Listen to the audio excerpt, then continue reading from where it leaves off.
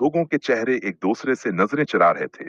जो कल तक खामोशी के मुहाफिज थे, आज आने ही अपने साए भी भारेल रहे थे।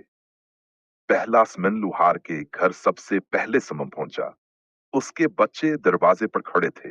वो कागज हाथ में लिए देर तक देखता। मैंने सच लिख दिया, वो बड़बड़ाया। अब सजा भी लिख दी गई है। मगर इस बार उसकी आवाज में वो खौफ नहीं था जो बरसों इसके साथ रहा था।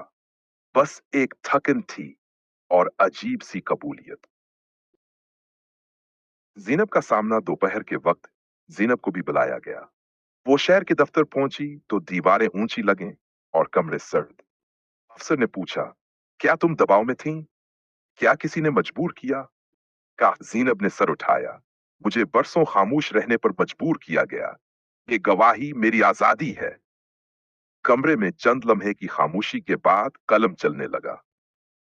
अकरम चाचा की रात। इसी रात अकरम चाचा सो न सके। उन्होंने अपने बेटे को पास बिठाया।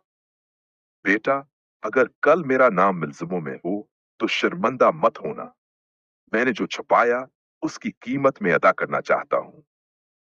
बेटे की आंखों में आंसू थे, मगर पहली बार वो अपने बाप को हल्का महसूस कर रहा था। गांव में पहली दरार चौक में बहस फिर भड़की। कुछ लोग चीखने लगे, ये सब अमरान की जद है। किसी ने जवाब दिया, नहीं, ये हमारी खामोशी का अंजाम है। लफ्ज तेज थे, रिश्ते कमजोर। गांव अपने आप से लड़ रहा था। कन्वे की गवाही इसी शाम अमरान फिर कन्वे के पास गया। वो जानना चाहता था, क्या सब ठीक कर रहे हैं? पानी साकत था। फिर आहिस्ता सी लहरें उठें।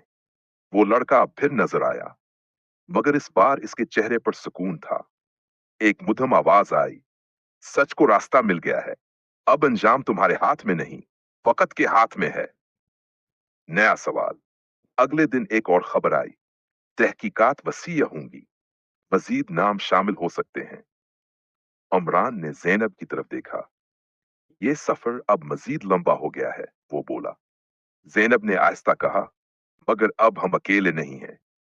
कसद का इख्तिताम शाम को कनवा खामोश था, मगर वो खामोशी डर वाली नहीं थी। ये वो खामोशी थी जो तूफान के बाद आती है, जहां सब कुछ बदल चुका होता है, मगर असल फैसला अभी बाकी होता है। और सवाल ये था, जब सच अदालत तक पहुंच जाए तो क्या हर दिल इसका फैसला कबूल कर पाता है? अगर